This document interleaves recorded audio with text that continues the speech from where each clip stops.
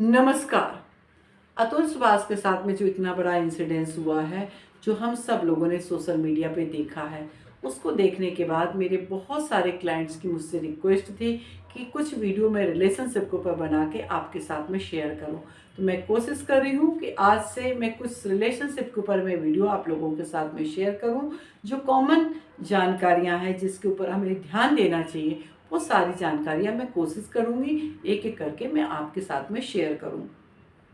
दोस्तों, वैसे रिलेशनशिप का मतलब केवल हस्बैंड वाइफ नहीं होता। रिलेशनशिप का मतलब वो सारे रिश्ते जो आप निभाते हैं। लेकिन चूंकि यहाँ पे जो बात चल रही है वो हस्बैंड वाइफ के रिलेशन की बात चल रही, इसलिए मैं हस्बैंड वाइफ के रिलेशनशिप के कुछ 7-8 वीडियो एक के बाद एक कॉमन जानकारियाँ मैं आपके साथ में शेयर करूँगी, किस तरह से आपको फॉलो करना चाहिए ताकि आप अपने बेटर लाइफ को पसंद कर सके, पा सके अपने जीवन में। तो दोस्तों, आज जो पहला टॉपिक है वो मेरा, वो जब आप शादी के लिए रिश्ते को चुनते हो तो कैसे चुने ताकि इस तरीके की समस्या आए ही ना। आजकल आप देख रहे होंगे 2 दिन 3 दिन 1 दिन के रिश्ते हैं और वो रिश्ते इस तरह से वर्स्ट सिचुएशन क्रिएट करते हैं कि आपके पूरी जीवन ही खराब कर देता है। जैसे अतुल सुभाष ने अपनी पूरी ज़िंदगी को ही ख़त्म कर दिया। ऐसे बहुत सारे केसेस हो रहे हैं। तो दोस्तों, सबसे पहले हम अपने कल्चर को समझते हैं। पहले जो शादी होती थी, मम्मी पापा के समय में जो शादियाँ होती थी, वो सामाजिक शादियाँ होती थी। मतलब आपके सोसाइटी में समाज से ही रिश्ते को चुना जाता था। जब ऐसे रिश्ते चुने जाते थे तो लड़की पक्ष वाले भी लड़के पक्ष वाले भी अपने अंदर अच्छी चीज़ों के, अच्छी आदतों की, अच्छे संस्कारों की, इन सब चीज़ों की रखते थे। सारी जानकारियाँ जो हैं वो लोकल में पता चल जाता था। तो आप सही पार्टनर को चुन पाते थे। लड़की की सही आदतें, लड़के की सही आदतें, क्या करता है, उसके घर वालों के कैसे नेचर, वो सारी चीज़ें व्यवहार से पता चल जाती थी। लेकिन क्योंकि अब जो ज़माना है, जो चीज़ें हैं वो बदल चुकी है। अब आप पार्टनर को सोशल मीडिया के थ्रू, मैट्रिमोनियल साइट के थ्रू आप देख रहे हो, अपने कॉलेज में ही आप सेलेक्ट कर ले रहे हो। ऐसे में आपका जो फैमिली बैकग्राउंड का जो नेचर है वो सब पता नहीं चल पाता। जैसे अतुल सुभाष ने भी मैट्रिमोनियल वेबसाइट से ही निकिता को चुना था। ऐसे बहुत सारे केसेस आप कोर्ट में जाके देखो, 1 दिन बाद, 2 दिन बाद, 3 दिन बाद, 1 महीने के रिश्ते ऐसे टूट जा रहे हैं। और उसका सबसे बड़ा कारण जो है फैमिली बैकग्राउंड को ना जानना, ना समझना है। क्योंकि अल्टीमेटली फैमिली का बैकग्राउंड बहुत इंपॉर्टेंट रोल प्ले करता है, आप माने या ना माने, बट फैमिली फैमिली होती है और उसका रोल प्ले तो जरूर करता है।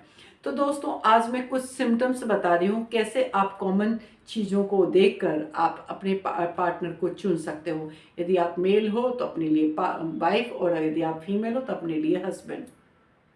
इसमें आप कोई जेंडर विशेष ना सोचे। आप ये ना सोचे कि मैं एक फीमेल हूँ, ऐसा नहीं है। मैं एक जेंडर विशेष की नहीं हूँ, मैं एक काउंसलर हूँ। मेरे लिए दोनों ये हैं। मेरे घर में भी फीमेल से ज़्यादा मेरे यहाँ मेल हैं।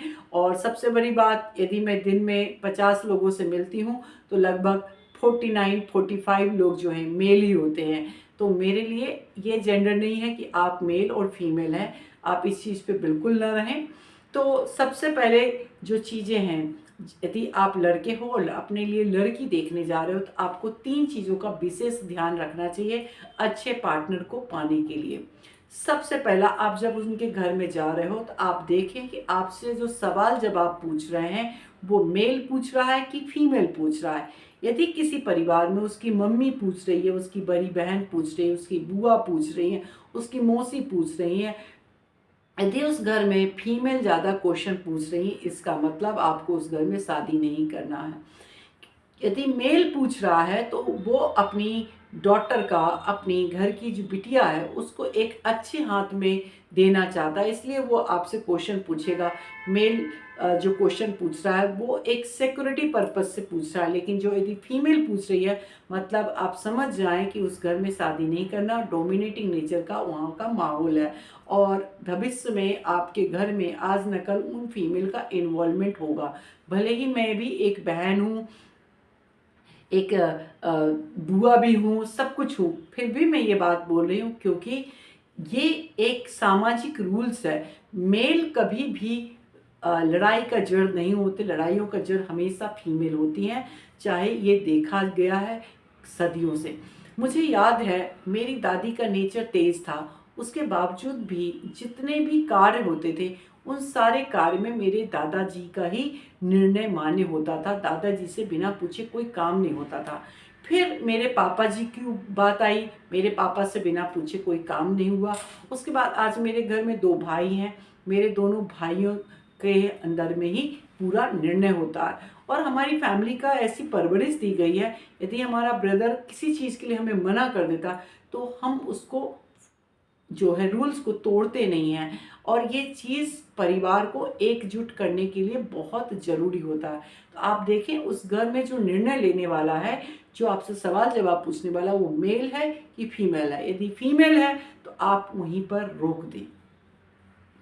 सेकेंड चीज़, आप यदि फीमेल जो है, यदि जो लड़की है उसके क्या दिया, कैसे दिया, कौन सा गिफ्ट दिया, कैसी बात हुई, यदि ये सब चीज़ बातें शादी से पहले होने लगी, मान लीजिए आपने रिश्ता किया, एंगेजमेंट हो गई और उसके बाद बात आ रही आपने ये गिफ्ट नहीं दिया, आप क्या गिफ्ट लाओगे, कैसे चीज़ दिलाओगे, यदि इस तरीके की बातें हो रही है दैट मीन्स वहाँ पर मनी माइंडेड बात हो रही है। क्योंकि 2 रिश्तों की जुड़ाव नहीं हो रही है, वहाँ पर गिफ्ट की बात हो रही है।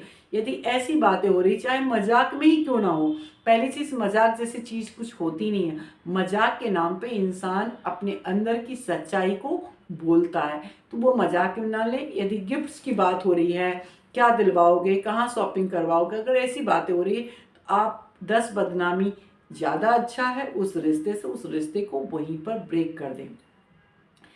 तीसरी बात आप देखें कि जो शादी है वो सौम्यता के साथ में हो।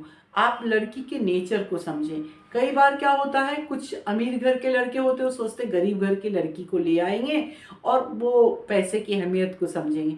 बट ऐसा अब जमाना नहीं रहा। गरीबी अमीरी से अब ऊपर उठ चुके हैं। अब समय है संस्कार का। आप लड़की के चरित्र को देखें। चरित्र जो है वो परिवार का निर्माण करता है।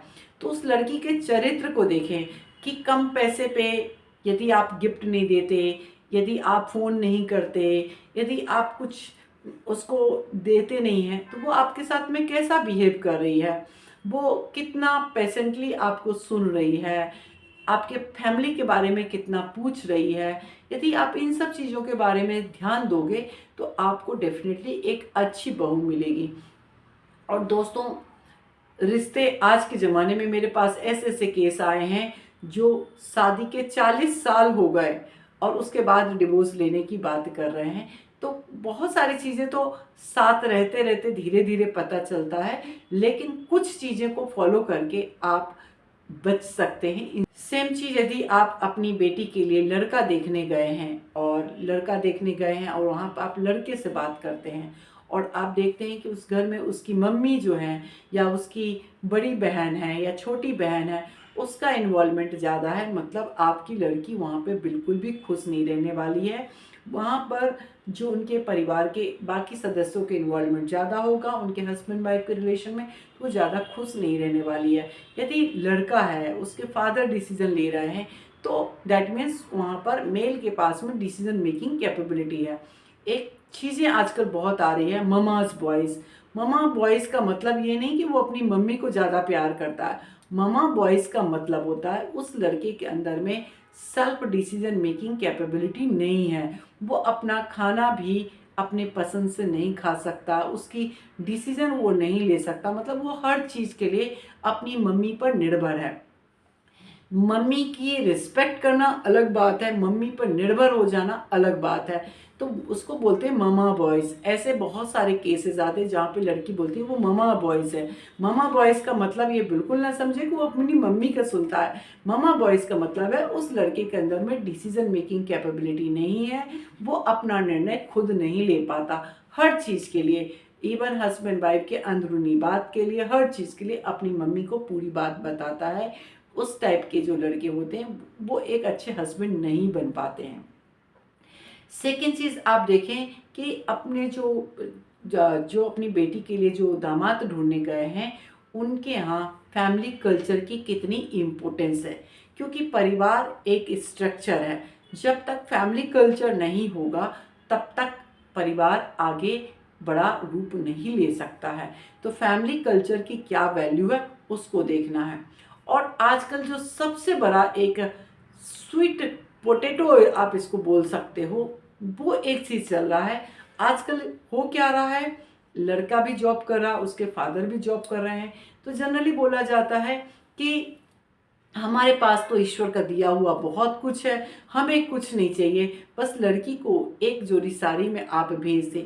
यदि ऐसा सिचुएशन है तो आप 100% उस घर में शादी मत करें।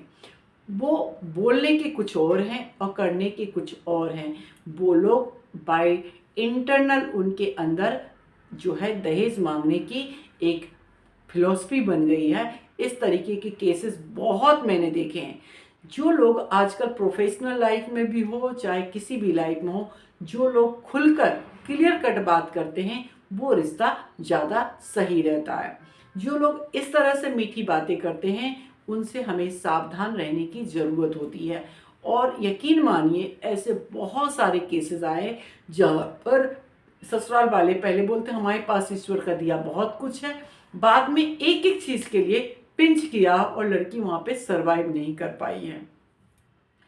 ये चीज़ को देखते हुए साथ में आप कम से कम लड़के से 2-3 बार बातें करें।